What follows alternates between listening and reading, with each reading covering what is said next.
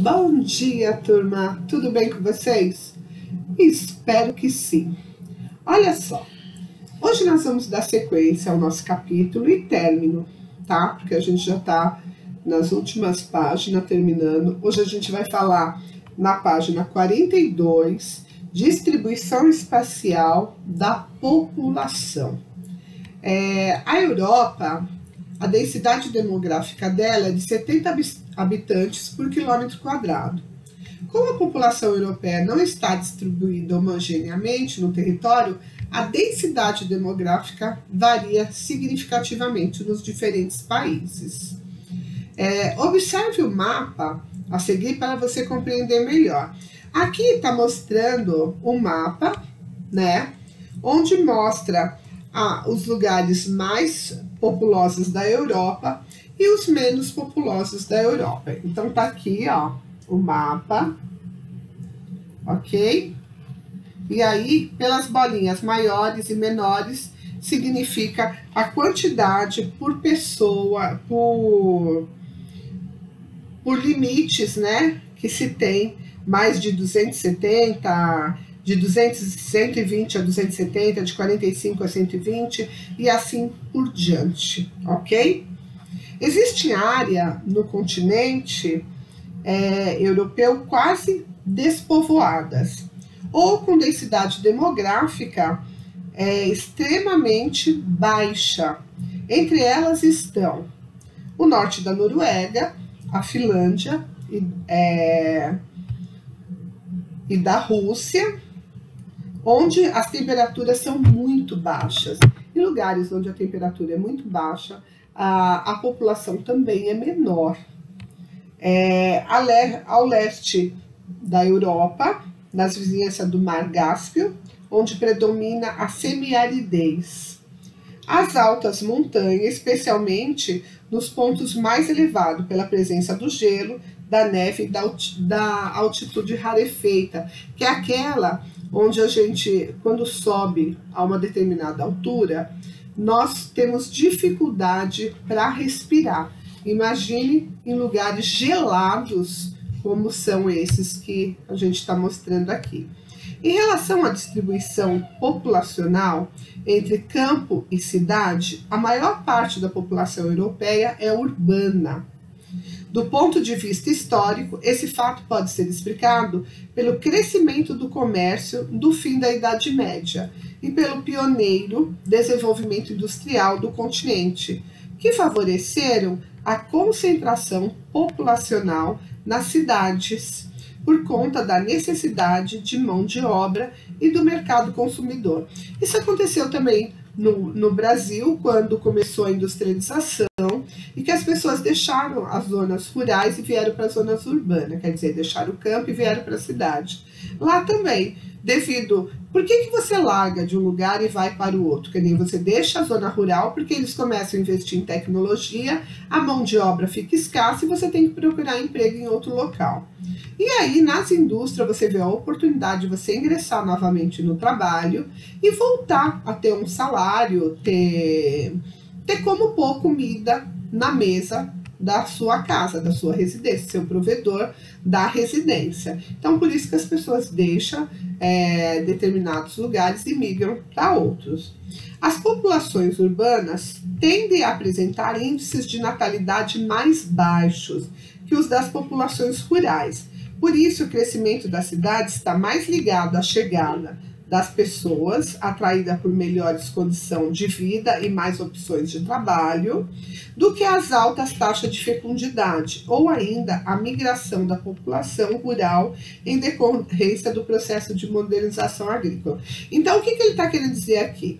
Que as pessoas, aumentou a população das zonas urbanas, mas não porque nasceram crianças, e sim porque vieram pessoas de zonas rurais, que não tinha como eles prover o seu alimento, que vieram para a cidade e cresceu as pessoas na cidade. Então, realmente, a tendência que a população diminua muito grande de crianças, porque hoje, eu já falei sobre isso para vocês, hoje as pessoas pensam muito mais para ter filhos, e fora que nós temos hoje métodos anticoncepcionais muito variados. Você tem desde a colocação de um DIU, ou uma cirurgia quando você já tem vários filhos e você não quer ter mais, a vasectomia para homem, a da mulher quando tira-se o ovário, o útero, ou mesmo que não faz, auterize as trompas e aí ela não pode mais ter filho também. Quer dizer, há vários métodos, assim como anticoncepcionais, tem adesivos, tem injeção, tem aplicação.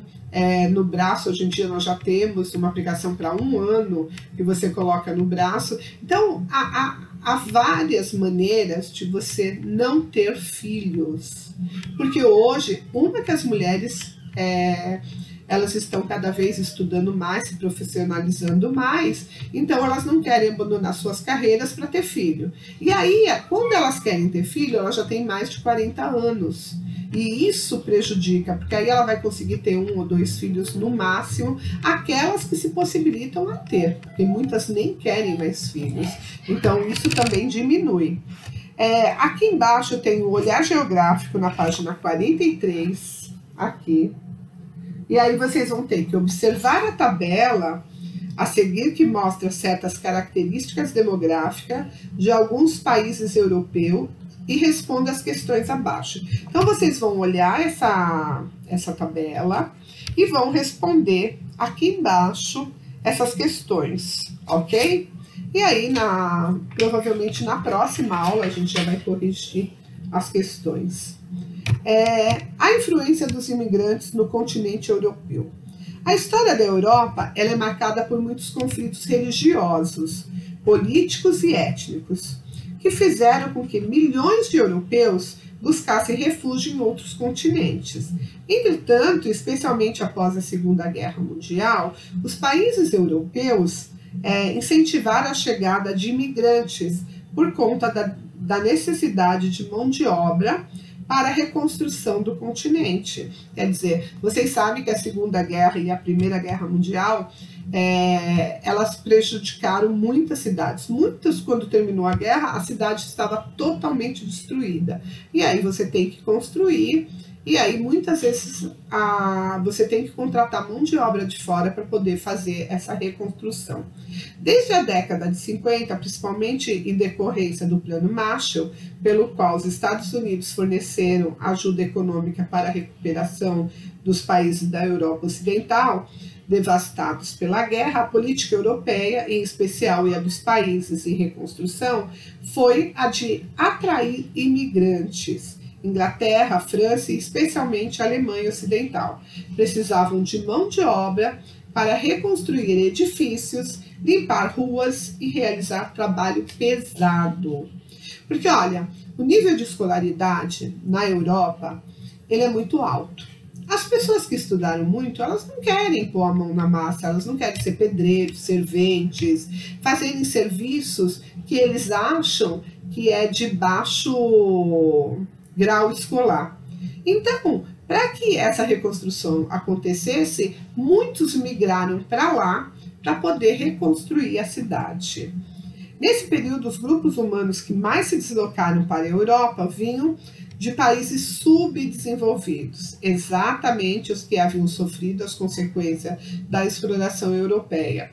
As principais correntes migratórias constituíam-se de turcos e iugoslavos, que se dirigiam sobretudo para a Alemanha, norte-africanos que se colocavam para a França e Espanha, paquistaneses e indianos que migravam rumo ao Reino Unido e Alemanha. Então vocês viram como as pessoas que vieram para reconstruir a cidade deles eram pessoas que não tinham um nível de escolaridade grande e que o país deles também tinham sofrido muito com a guerra, e aí eles pensavam em reconstruir suas vidas trabalhando no continente europeu.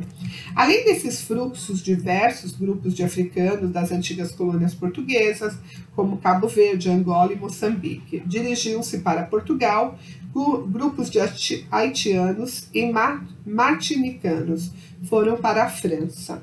Os trabalhos realizados pelos imigrantes restringiam-se a atividades que os europeus não estavam dispostos a realizar, e sua remuneração caracterizava por baixos salários. É aquela história das pessoas quererem ganhar vida nos países desenvolvidos. E, na maioria das vezes, eles aceitam qualquer trabalho, porque apesar da remuneração de lá ser mais baixa do que quem tem um nível escolar superior, eles ganham mais do que se eles estivessem trabalhando nos seus respectivos lugares. Então, por isso que muitos vieram para esses locais para poder ter um salário que para eles ali é muito mais do que eles ganhariam na própria terra deles. Além disso, atualmente a Europa está sendo marcada por uma forte onda de deslocamento de refugiados, isto é, pessoas que têm deixado seus países em razão de guerras civis, motivos em busca de uma vida melhor. As pessoas arriscam-se pelo mar. Lembra que eu falei que as pessoas entram muitas vezes clandestinamente no país? Aí eles não conseguem um trabalho bom, porque eles são clandestinos, eles não são reconhecidos lá dentro. E se for pego, eles são deportados. Então, uma grande parte permanece lá, clandestinamente, porque ainda é melhor estar lá do que estar nas suas casas, estar na sua terra, passando fome. Foi o que eu falei para vocês dos venezuelanos. Eles vieram da Venezuela para o Brasil. Embora não se tenha grandes ganhos, mas o Brasil ainda tá muito melhor do que a Venezuela, e aqui ele ainda encontra pessoas que dão alimentos para eles, oferece alimento para eles, né, solidariedade. E lá no país deles, eles não têm nada, não tem quem possa oferecer esse alimento. E aqui no Brasil não, eles ainda contam com essas pessoas que podem estar ajudando. Entre 2015 e 2017, a União Europeia recebeu mais de 2,5 milhões de pedidos de asilo. Entre eles, a Síria foi o principal país que pediu, né? Porque lá acontece muito a guerra, os afegãos e os iraquianos. Então, essas pessoas ainda pediram asilo para que pudesse vir para a Europa para tentar fugir das guerras civis, porque lá acontece guerras religiosas e aí se destrói tudo e acaba com tudo, e aí eles pedem asilo. Alguns vieram para o Brasil, da Síria.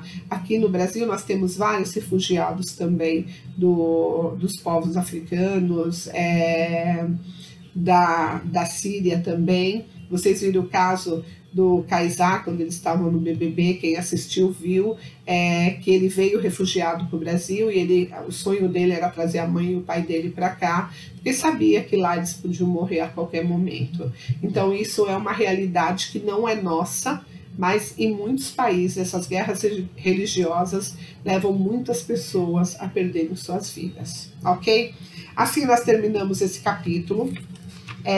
Façam, para a segunda aula eu quero que vocês façam a página 46 e 47, porque as outras eu já vinha pedindo para vocês fazerem um exercício, para que na próxima aula nós possamos estar corrigindo essas atividades, ok?